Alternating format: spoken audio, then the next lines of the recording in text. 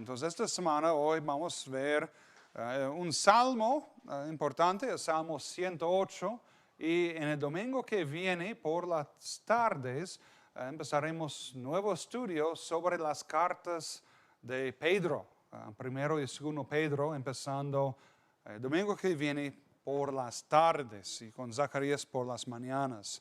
Entonces hoy, sin embargo, vamos a pasar una noche aquí estudiando y viendo el Salmo 108. Pero antes de hacer la lectura, vamos a orar.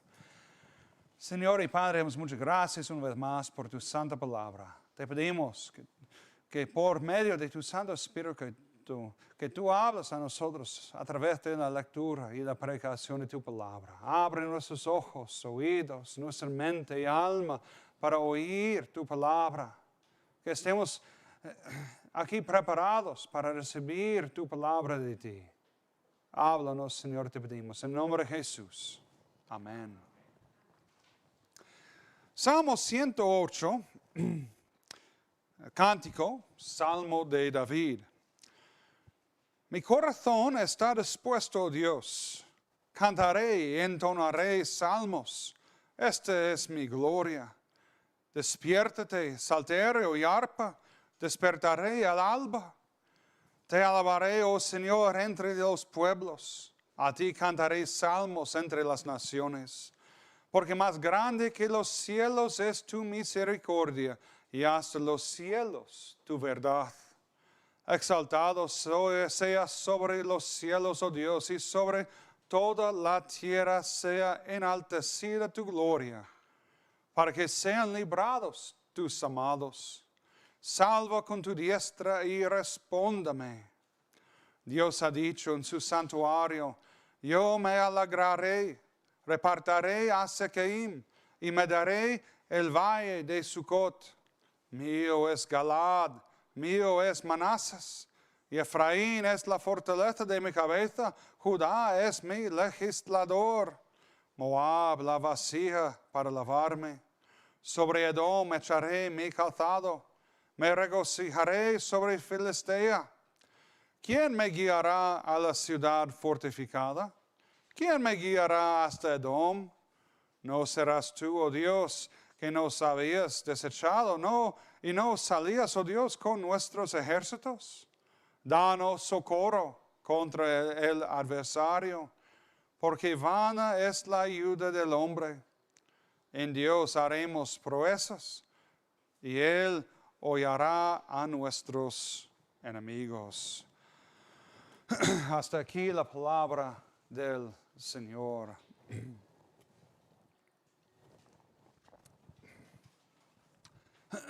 ¿Alguna vez has experimentado déjà vu?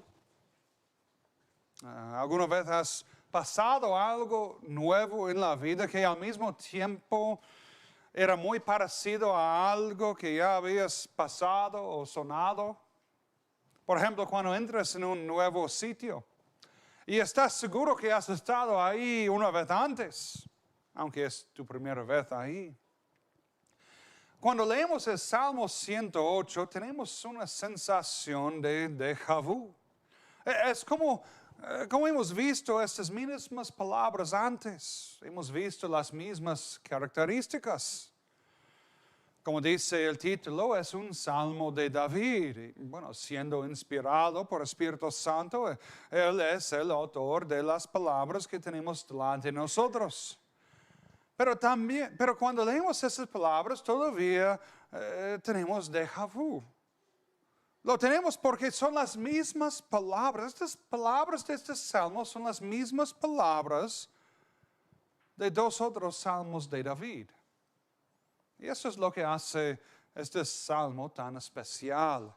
Esto es lo que nos llama la atención a este salmo. Básicamente, Salmo 108 es una combinación de dos otros salmos.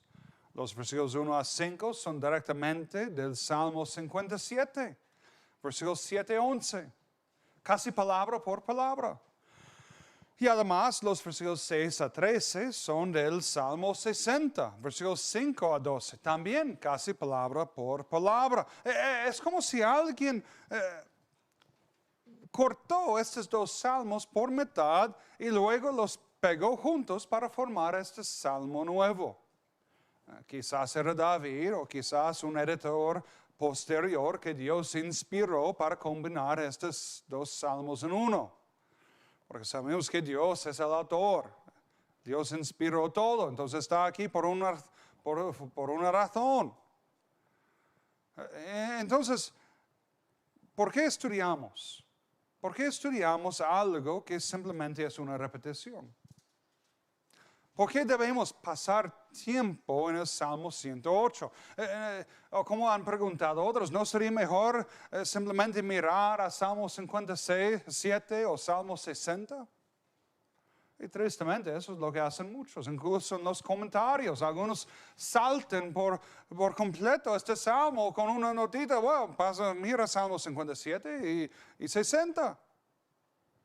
Escribe que puesto ya han escrito mucho sobre los dos salmos, entonces sería una pérdida de tiempo estudiarlo de nuevo, que no hay nada nuevo aquí.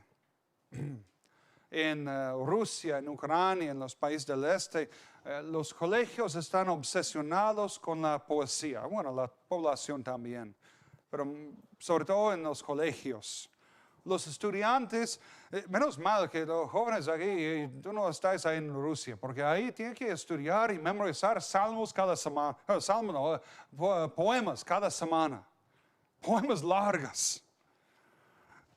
Tienen que memorizarlos cada semana para sacar una buena nota en la clase. Bueno, si nuestro salmo era como un poema de Pushkin, entonces no valdría la pena estudiarlo de nuevo. Pero este salmo es la palabra de Dios.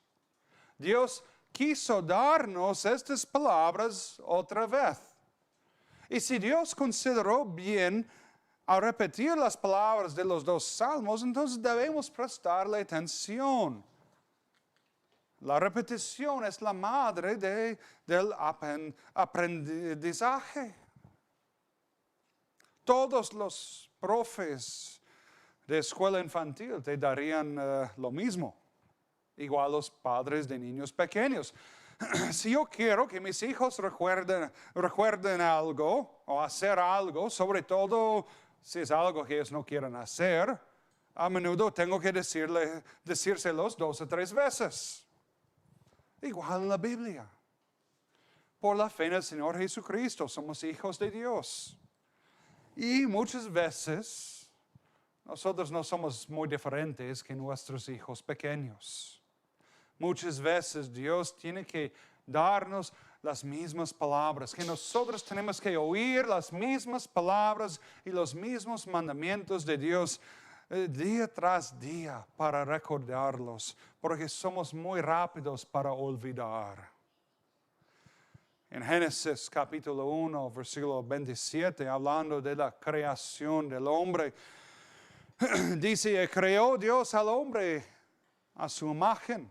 A la imagen de Dios lo creó, varón y hembra los creó. 3 veces en un solo versículo leemos que fue Dios quien hizo al hombre. ¿Piensas tú que Dios quiere decirnos algo aquí? Pues claramente el hombre no evolucionó de los monos. No estamos aquí por la casualidad ni por los extraterrestres, no. Estamos vivos aquí ahora mismo porque Dios nos hizo. Y esto es algo que tenemos que repetir porque en el mundo quiere evangelizar a todos nosotros y a nuestros hijos en la religión de la evolución. La tele y todas las cosas hablan de cómo estamos aquí por casualidad o por la evolución, que nuestros padres no eran Adán y Eva, sino los monos. Pero la Biblia dice 3 veces en un solo versículo, es Dios quien nos hizo. Es algo que tenemos que oír y tenemos que repetir. Igual como seres humanos tenemos muchos temores. Entonces el imperativo más repetido en toda la Biblia es no temas. Dios sabe que somos rápidos para temer. Entonces, muchas veces, creo que 100 y pico veces, está repetido este imperativo, no temas. O muchas veces también, yo no temas porque yo estoy con vosotros. Es una promesa que tenemos que oír día tras día, porque somos muy rápidos para olvidar. No temas, confías en el Señor. Y lo mismo con el mensaje del Salmo 108. El Salmo 108 es un caso en que el todo es mayor que la suma de las dos partes. Tienes dos billetes de 20, bueno, juntos son 40. Pero este Salmo 57, los versículos de ella y los de Salmo 60, cuando son juntos son más que 40. La suma es mayor que las partes. El Salmo 57 fue la petición de David como un individuo. Son las oraciones de una persona. Son las palabras están en la primera persona.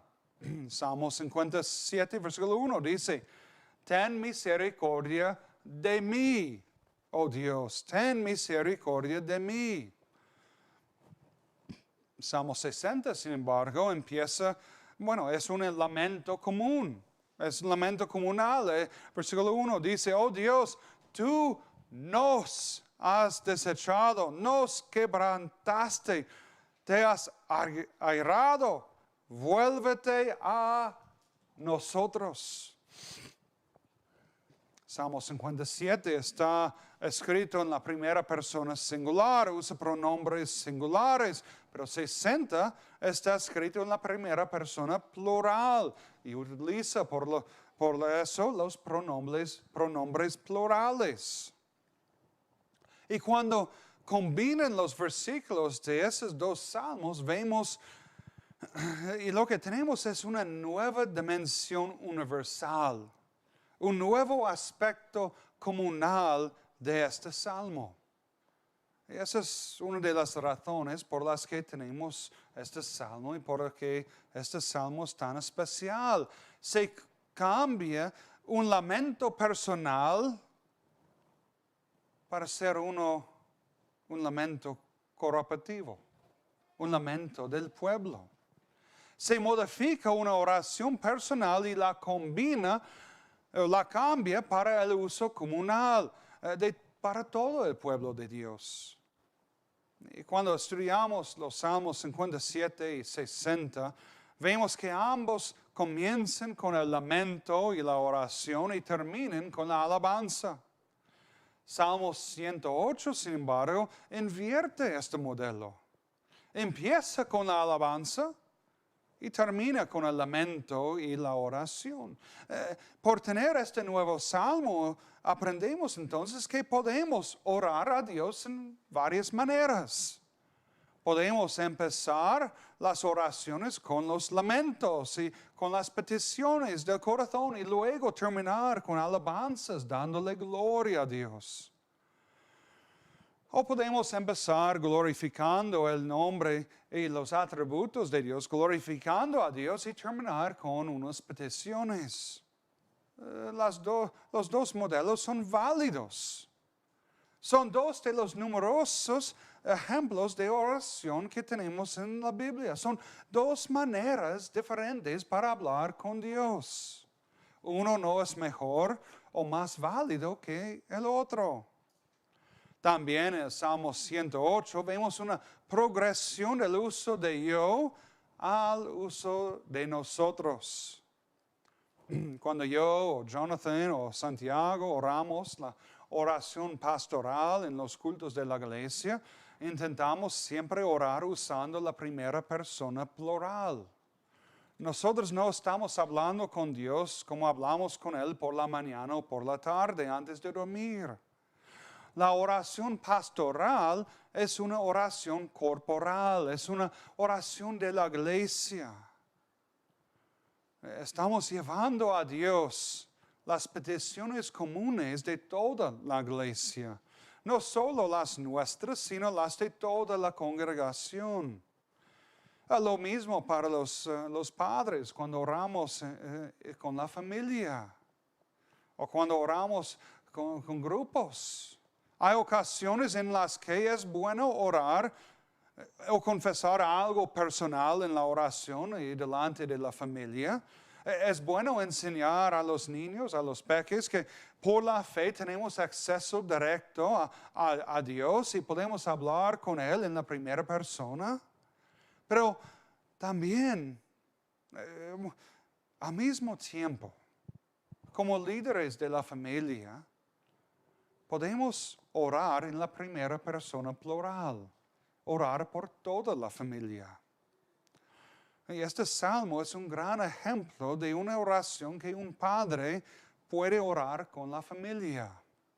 Como un salmo de David, vemos el rey de Israel dirigiendo su pueblo en una oración colectiva.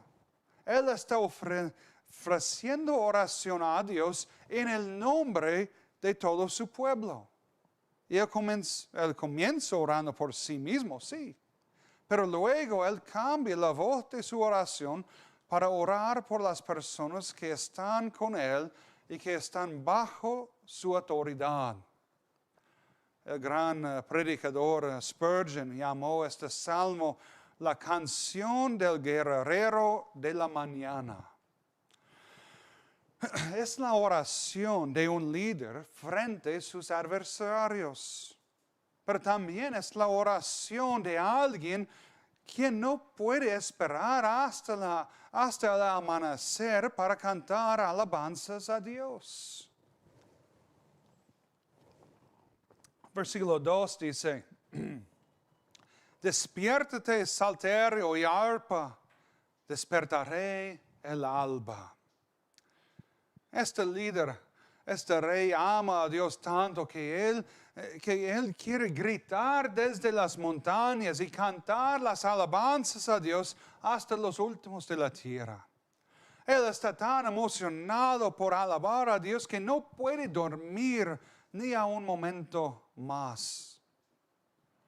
¿Cuándo fue la última vez que tú estabas tan emocionado, tan entusiasmado con Dios y su palabra que no podías estar en la cama jamás? ¿Cuándo fue la última vez, último tiempo que querías saltar de la cama y gritar de alegría y cantar aleluya?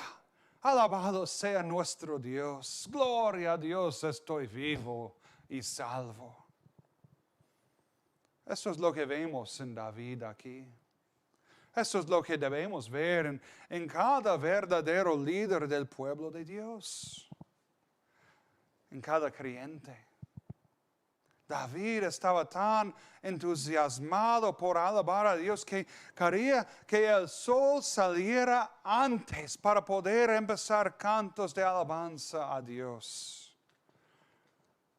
Es como un niño pequeño en la mañana de Navidad, ¿no? El niño está tan feliz que cambia los tiempos de los relojes de la casa y los despertadores para convencer a sus padres que ya es la hora para levantarse, para abrir los regalos, aunque todavía son 4 de la madrugada.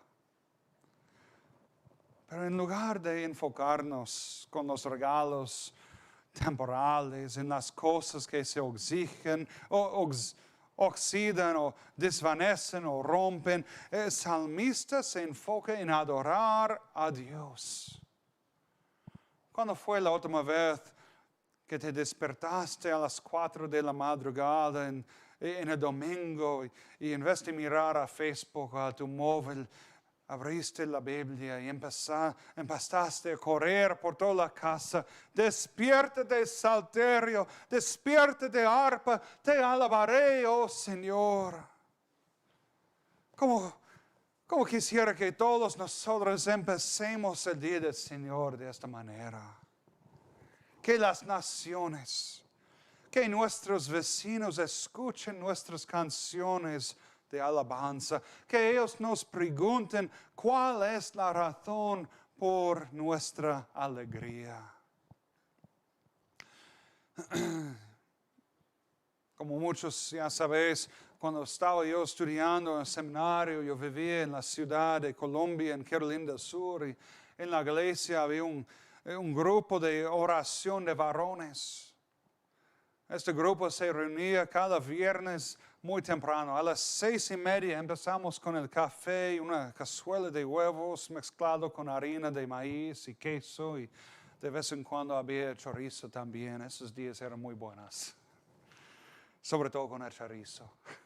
Pero más bien con los varones, ahí alabando al Señor, despertando el alba. Cuando yo vivía ahí, no me importaba cuánto tiempo yo dormía o no dormía. Casi siempre yo me despertaba 5 minutos antes del despertador estos viernes. Yo quería ir a este grupo de oración. Yo quería unir mi voz con mis hermanos en himnos de alabanza y oración. Y bueno, no cantamos muy bien, pero era para la gloria de Dios. Queríamos despertar el alba alabando a Dios juntos. Y este grupo ya lleva 40 años así. Cada viernes en el año escolar, a las 7 de la mañana, hasta 40 hombres de todas edades se reúnen para orar, para leer y estudiar la Biblia y para cantar juntos, para alabar a Dios. Ellos oran y cantan con todo su corazón y glorifican a Dios. Piensa en la cantidad de conversaciones que puedes tener con tus vecinos cuando ven 40 coches enfrente de tu casa o aparcados en tu parcela a las 7 de la mañana. Bueno, aquí a lo mejor le llamarían la policía, pero incluso ahí te daría una oportunidad para contarles a la policía el evangelio. No estamos aquí borrachos, estamos aquí para estudiar la palabra de Dios. Dios ha usado este pequeño grupo de varones para llamar a muchas personas a la fe en el Señor. También de este grupo, Dios ha usado este grupo para llamar y preparar una gran cantidad de pastores y ancianos, diáconos, misioneros y padres, quienes dirigen a sus familias en el camino del Señor. Las personas dedicadas a la oración son muy especiales. La oración es muy importante, sobre todo la oración pública. La oración es poderosa. Dios escucha nuestras oraciones y las contesta. A veces su respuesta es no, a veces desespera, pero Él siempre las escucha. Y cuando la respuesta es no, entonces Dios usa nuestras oraciones no para cambiar su santa voluntad, sino para conformarnos a la suya. Como ejemplo de Jesús en el jardín. Padre, si quieres, pasa de mí esta copa, pero no se haga mi voluntad, sino la tuya. Esto es el papel de la oración. Si estamos orando por algo que no está de acuerdo con la palabra de Dios, entonces su respuesta sería no. Y es para conformarnos a su voluntad.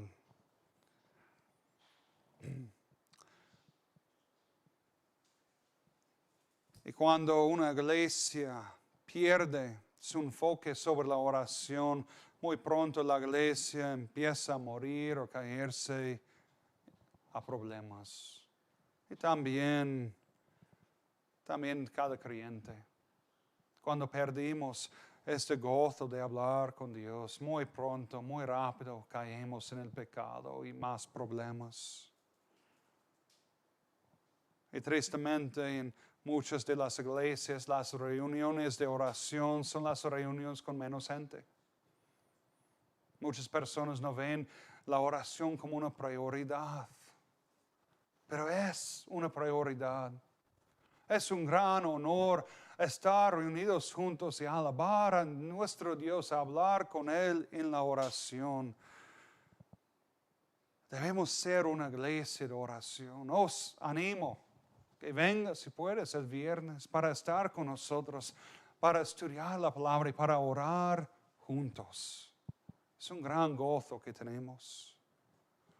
También es muy especial para levantarse temprano, para empezar el día en oración. Piensa en ello. Sería muy difícil despertarnos 10 minutos antes cada día para empezar el día en oración.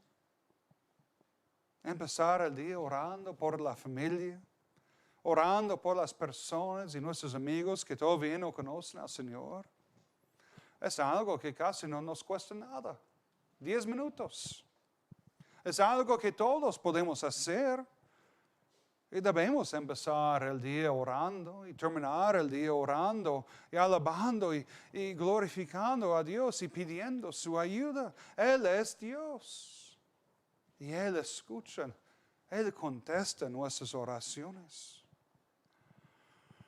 Y por eso tenemos que estar más entusiasmados con la oración. Uno de los pastores que estaba ahí para escribir la confesión de fe de Westminster, escribió en su diario sobre un día muy especial. En un día de la conferencia en que ellos estaban escribiendo esas preguntas de catecismo menor que estamos confesando cada domingo, toda la asamblea tomó un descanso de trabajar sobre esas cosas para pasar un día. Desde el amanecer hasta anochecer, leyendo la Biblia, pasando todo el día en oración, leyendo la Biblia, escuchando la palabra predicada por varios pastores y cantando salmos. Pasó todo el día, desde la mañana hasta la noche, unas 15 horas, 18 horas, alabando al Señor. Y este pastor concluyó diciendo en su diario que era uno de los mejores días de su vida. Un día alabando al Señor desde el principio hasta el final. Tú y yo necesitamos esta actitud. Necesitamos unirnos al salmista y estar entusiasmados para alabar a Dios así, tan entusiasmados que queremos decírselo a los demás. Mateo Henry escribió que debemos alabar a Dios con fervor de afecto que no se hace con un tono aburrido y somnoliento. Hay que tener gozo. Expresar el gozo. No está malo tener emociones cuando hablamos de nuestra fe o hablamos de la palabra. Bueno, hay momentos en que es apropiado estar muy solemnes o cantar salmos y cánticos de lamentación. Hay tiempo para estar un poco triste y reconocer los pecados nuestros. Y cantar los salmos con una melodía melancólica. Eso sí, sobre todo cuando contemplamos la gravedad de nuestros pecados y el gran precio que Jesús pagó en la cruz. Pero también es importante cantar canciones y cánticos, salmos y himnos de alabanza que están llenos de vida y alegría. Y cuando cantamos, debemos cantar con todo el ser, todo el corazón. Uno de mis himnos favoritos es A Cristo coronad. No cantamos A Cristo coronad divino. No. Queremos cantarlo y gritarlo. A Cristo coronad divino. Queremos cantarlo con energía. Queremos gritarlo desde las montañas. Estamos alabando nuestro resucitado y coronado Rey y Salvador. Debemos cantar con tanto fervor de afecto que la gente pasando por la calle viene corriendo para ver y escuchar lo que está pasando aquí. que la gente venga a nuestra iglesia y venga y vea nuestra alegría y nos pregunten sobre ella. No es importante si cantamos perfectos como los músicos profesionales. No estamos aquí para dar un concierto, estamos aquí para alabar a nuestro Dios. Y esto es lo que, alabarle y cantar con corazón. Y esto es lo que el salmista está haciendo. Él está alabando a Dios con todo su corazón. Exaltado sea sobre los cielos, oh Dios, y sobre toda la tierra sea enaltecida tu gloria. El salmista está orando y alabando a Dios con fervor de afecto. Está emocionado, está orando con pasión. Y no solo debemos orar y alabar con favor de afecto, pero también nosotros estamos llamados a Dios, a alabar a Dios públicamente. Somos llamados a alabar a Dios entre las naciones. Versículo 3. Te alabaré, oh Señor, entre los pueblos. A ti cantaré salmos entre las naciones. En la gran comisión estamos llamados a ser discípulos a todas las naciones. En Apocalipsis vemos gente de todas las naciones adorando a Dios. Capítulo 7, versículos 9 a 10. Apocalipsis 7, 9 y 10. Después de esto miré, y he aquí una gran multitud, la cual nadie podía contar, de todas las naciones y tribus y pueblos y lenguas, que estaban delante del trono y en la presencia del Cordero, vestidos de ropas blancas y con palmas en las manos, y clamaban a gran voz diciendo: la salvación pertenece a nuestro Dios, que está sentado en el trono, y al Cordero. Gente de todas las naciones, tribus, lenguas, van a adorar a Dios para toda la eternidad. Y antes, para cantar a alguien con el evangelio de un país muy, muy lejano, era necesario ir ahí para toda la vida y morir ahí. Hoy en día, sin embargo, Dios ha llevado las naciones a nosotros, ha traído las naciones a España. Miles de refugiados de Afganistán están entrando en España ahora mismo. Tenemos gente de todos los países, muchos países, incluso aquí en la iglesia. Aún más en las calles de Toledo. Muchas nacionalidades están representados aquí. Pero la pregunta es, ¿estás tú haciendo algo para compartir el evangelio con ellos? ¿Qué estás haciendo tú para alcanzar las naciones? Y hay muchas oportunidades. Algunas son muy sencillas. Invitar a alguien a comer es muy fácil. Comemos 3 veces cada día y cada vez que comemos, antes de comer, tenemos la oportunidad de dar gracias a Dios por la comida. Casi nadie estaría ofendido, sobre todo si tú le estás invitado a comer. Piénsalo. 3 veces al día, algunos más, pero tenemos oportunidades para dar gracias a Dios entre los pueblos, entre las naciones. Tengo unos amigos de mi gimnasio, donde voy por las mañanas, y un par de veces al año, nosotros comemos o cenamos juntos.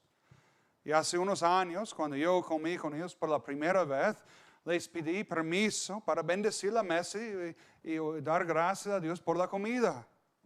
Les sorprendieron a todos, claro. Pero después de 1 o 2 de esas cenas, ellos empezaron a esperar la bendición de la comida.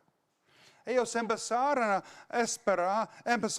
esperar a comer e incluso pedirme a bendecir la comida. Nadie estaba ofendido por nuestra amistad, por el respeto a mí, ellos me permiten orar en cada comida. Te alabaré, oh Señor, entre los pueblos. El orar antes de comer nos da muchas oportunidades para hablar de la fe. Dar gracias a Dios y abre la puerta para hablar de Dios y sus muchas bendiciones en toda la comida. Prepara la conversación. Y eso es algo que todos podemos hacer. Y nuestros amigos, por respeto a nosotros, por su amistad, nos permiten orar antes de comer. Sí, es verdad, la primera vez tú te sentirías muy incómodo. Eso es normal. La primera vez siempre es la vez más difícil, pero cada vez después es más fácil. Y pronto el orar públicamente se cambia a una rutina y algo normal. Incluso algo normal para los no creyentes. Si ellos saben que es algo importante para ti, entonces te dejarán orar. Entonces, os animo a intentar a ponerlo en la práctica. Ora cada día, cada oportunidad que tienes, ora y da gracias a Dios. Siguiente, en el versículo 4 leemos, porque más grande que los cielos es tu misericordia y hasta los cielos tu verdad. El salmista está exaltando el nombre de Dios sobre los cielos y proclamando su gloria sobre toda la tierra. Adoramos a Dios porque Él es digno de ser adorado. Versículo 1, la traducción dice, mi corazón está dispuesto. Pero otra manera para traducir esta palabra es, mi corazón está firme, oh Dios. Su corazón está constante, está firme, está dispuesto porque está arraigado en Dios y en su palabra, porque Dios no cambia. Dios siempre recuerda sus promesas, es incomparable en su fidelidad. Por eso y solamente por ello tenemos corazones firmes. No importa lo que está pasando a nuestro alrededor, por estar firme en el Señor, tenemos corazones firmes. Y con alabanzas y una firmeza de corazón llegamos a versículo 6 y las peticiones. Versículo 6 dice, para que sean librados tus amados, salva con tu diestra y respóndeme. En el contexto de este salmo, probablemente los enemigos estaban rodeando a Israel, tal vez eran los edomitas. O otros no sabemos. Pero Israel estaba rodeado y necesitaba la salvación de Dios.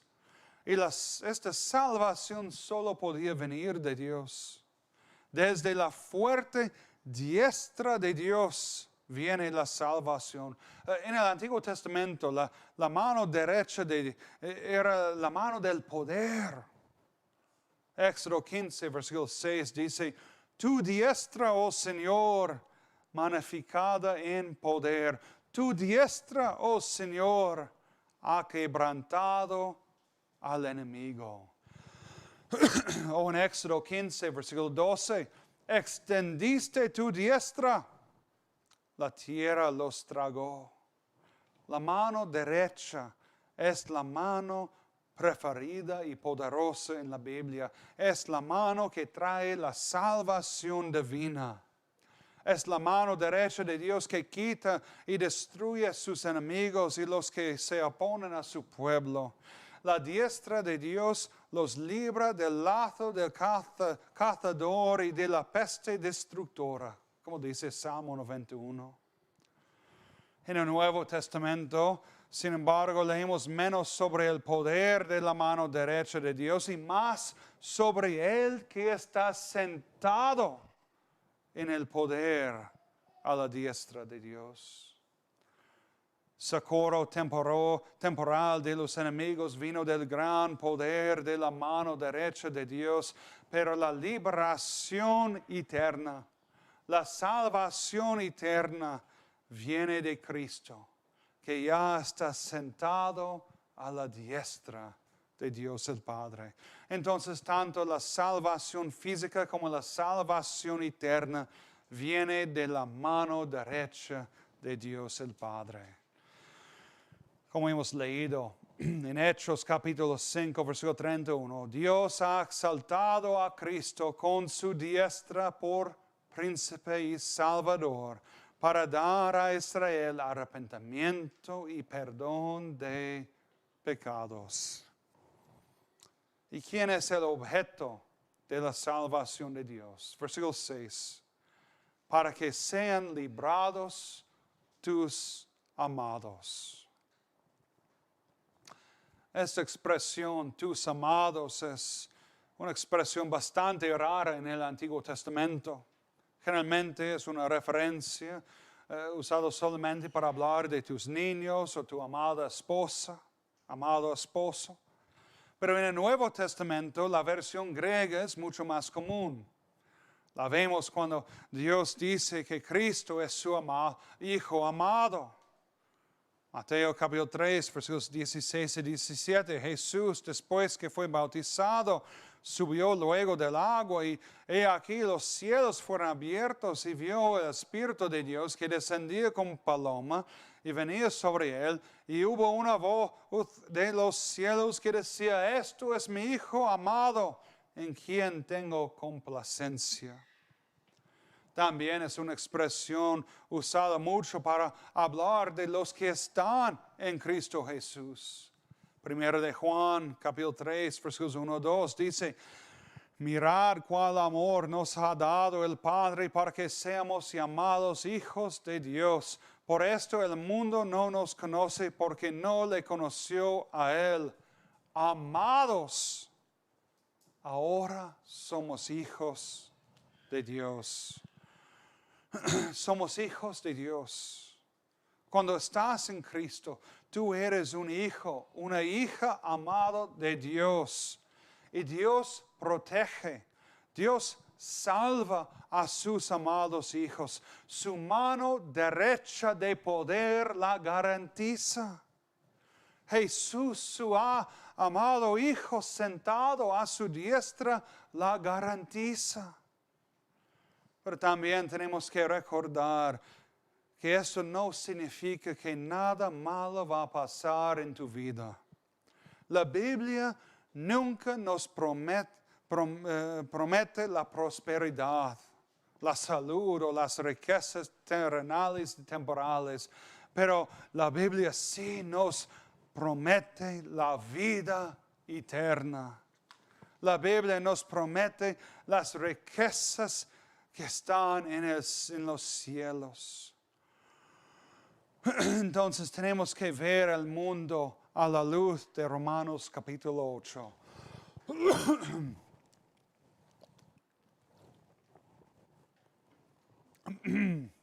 Romanos capítulo 8, versículos 28 a 31.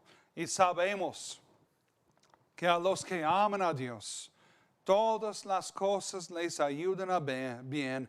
Esto es a los que conforme a su propósito son llamados, porque a los que antes conoció también los predestinó, para que fuesen hechos conformes a la imagen de su Hijo, para que Él sea el primogénito entre muchos hermanos. Y a los que predestinó, estos también llamó, y a los que llamó, estos también justificó. A los que justificó, estos también glorificó. ¿Qué pues diremos a esto? Si Dios es por nosotros, ¿quién contra nosotros? El futuro es seguro. Tu futuro en Cristo Jesús es seguro. Si tú estás en Jesús, Él te justificó. Tu pecado es como si nunca hubiera sucedido. Ya que Jesús las tomó todos tus pecados, los tomó en la cruz. Tú estás siendo cada vez más confirmado en la imagen de Jesús. Esto es la santificación, el proceso que el Espíritu Santo nos equipa para crecer y hacer. Progresamos con la santificación hasta que Jesús venga de nuevo, nos llama a su santa presencia, cuando Él te glorificará. Esos verbos en Romanos están en el pasado.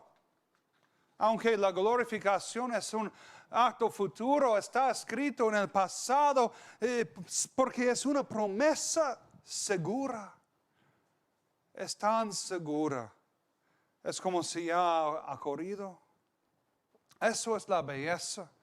Eso es la grandeza de las promesas de Dios.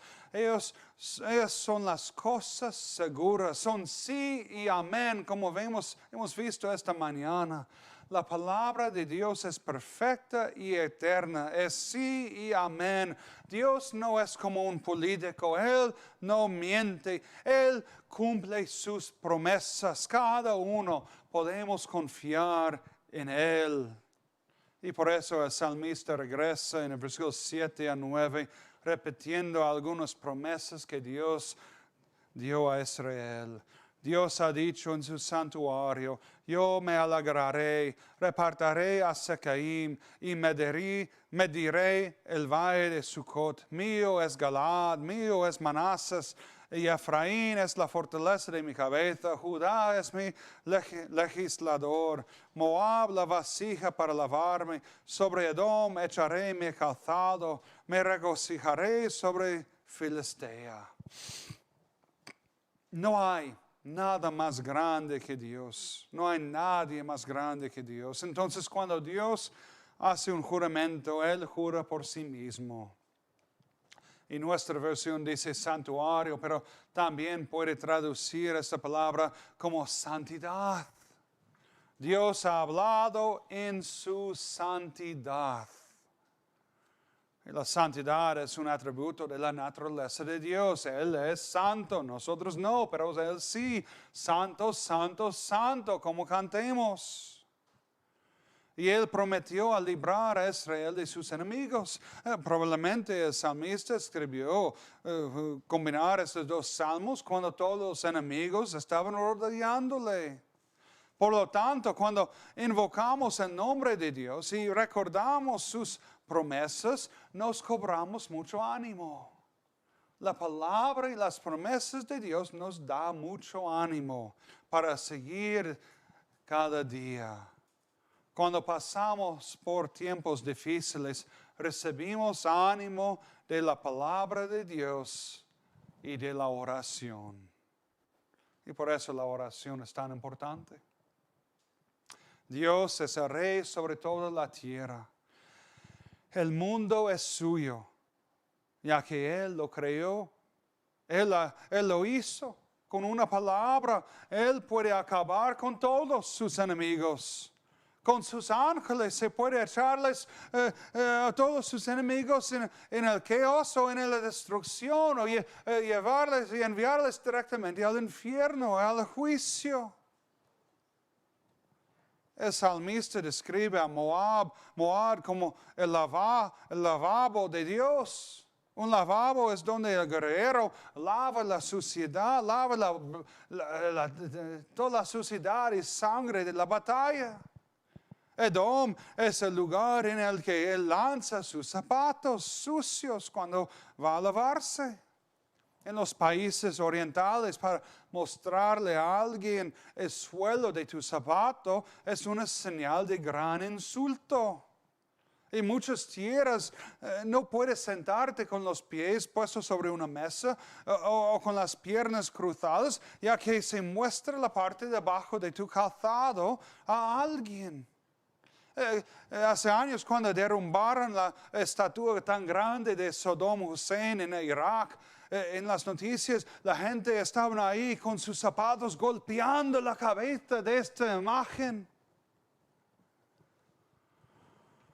En Juan capítulo 13, cuando Jesús lavó los pies de los discípulos, Pedro no quería que Jesús le lavase sus pies, porque era el trabajo del siervo más bajo. No era algo para su maestro y señor. Así, llamando a Moab un lavabo, es decir que Moab es más bajo de lo más bajo. Y por lo tanto nunca prevalecerá contra Israel. Nunca prevalecerá contra el Dios de Israel. Y mediante la repetición de estas promesas, el salmista nos está recordando una promesa del pasado que todavía tiene efectos en el presente. La palabra de Dios no está limitada en su aplicación a una sola vez o un solo tiempo. Y por eso la Biblia es tan especial, por eso es eterna.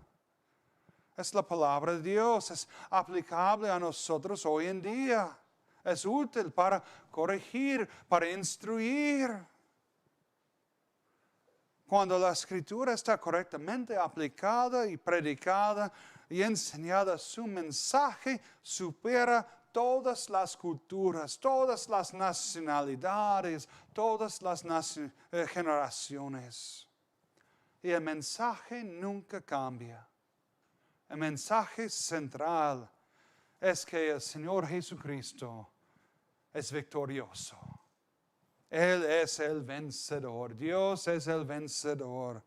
Ningún enemigo puede prevalecer contra Él. Si Dios es por nosotros, ¿quién contra nosotros?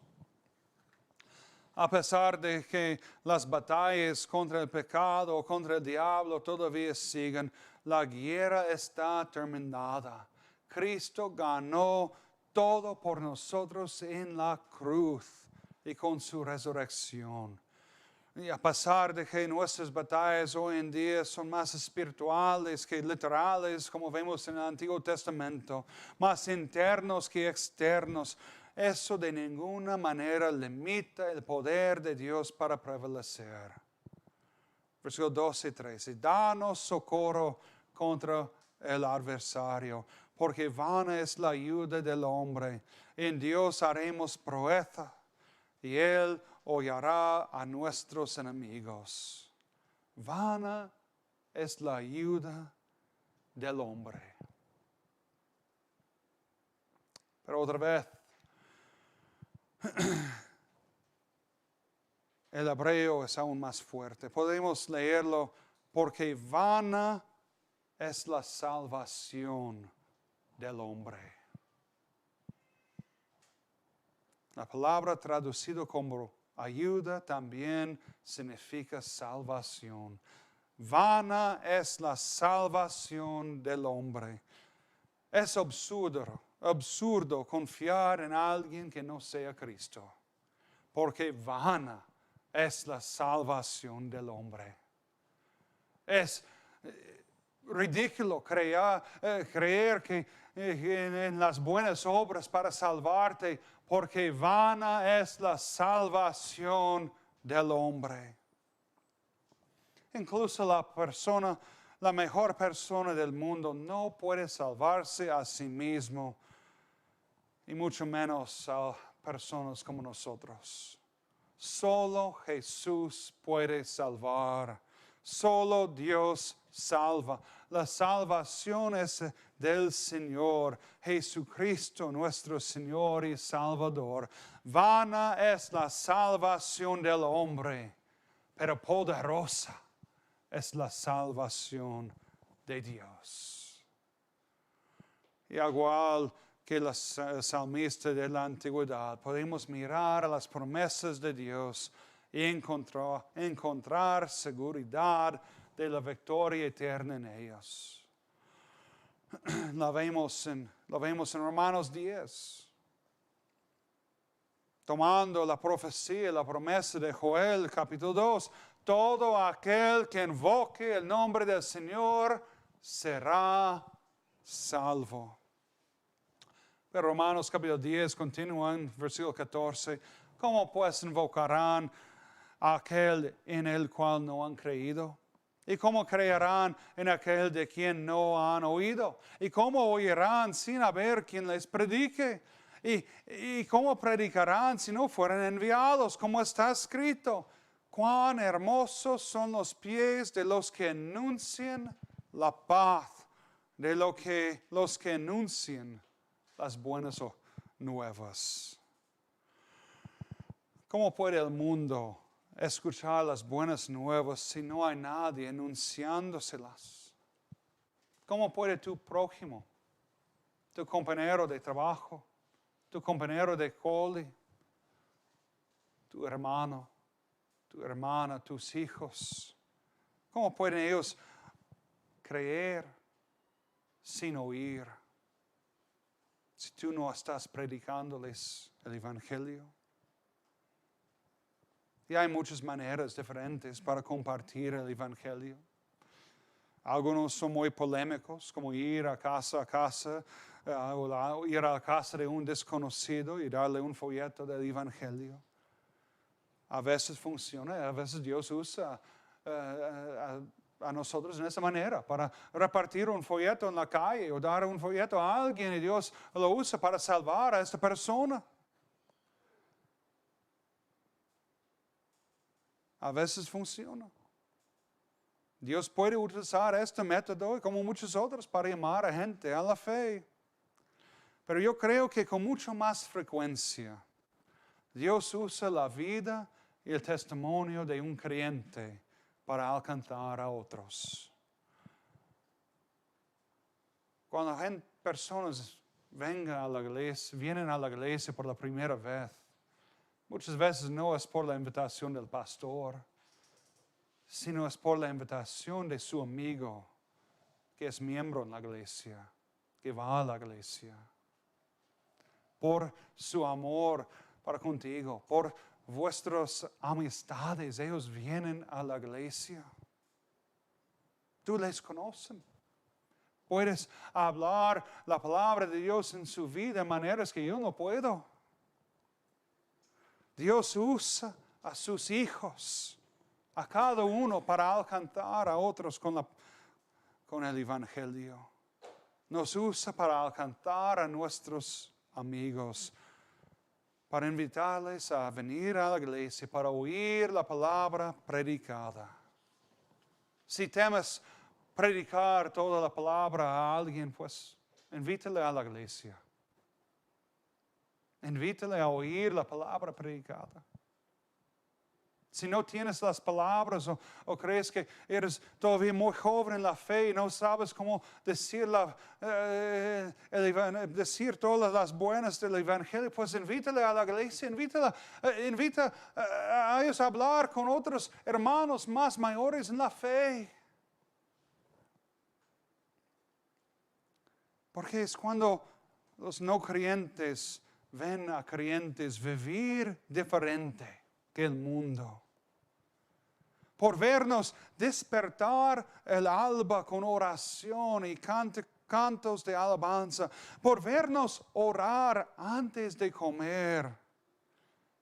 Por vernos no participar en las conversaciones impías y vanas. Dios usa todas esas cosas. Dios usa nuestros testimonios y vidas diarias para alcanzar a muchos con el Evangelio, para prepararles para oír y creer la buena nueva del Señor Jesucristo.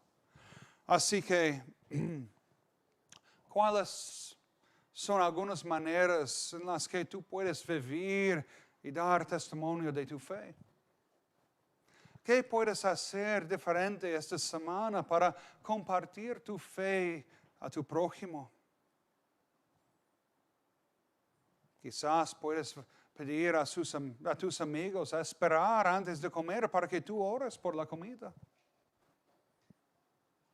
O quizás invitarles a un tiempo al estudio bíblico, a la iglesia.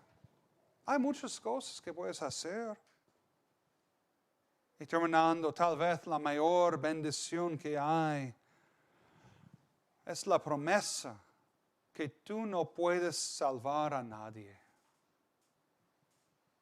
Cuando compartes el Evangelio con alguien, tú no puedes salvar a esta persona. Y yo digo que esto es una bendición porque no depende de ti. Depende de Dios. Vana es la salvación del hombre. Ni siquiera podemos salvarnos a nosotros mismos. Y eso no es una maldición, sino es una bendición. Porque es Dios quien hace el trabajo. Nosotros solo tenemos que estar dispuestos y disponibles para ser utilizados por Él. Él es el que salva. Pero en su providencia también Él usa su palabra y usa a nosotros para proclamar su palabra y proclamar el Evangelio. Y si tenemos temores de proclamar el Evangelio, hay que recordar la gran promesa de Jesús. Y he aquí, yo estoy con vosotros todos los días hasta el fin del mundo. No hay nada de temer. Ningún enemigo temporal puede ganar la victoria, porque Cristo ya es el vencedor. Y nosotros, si tú estás en Jesús por la fe, nosotros somos más que vencedores. Esto no significa que la batalla de hoy es más fácil.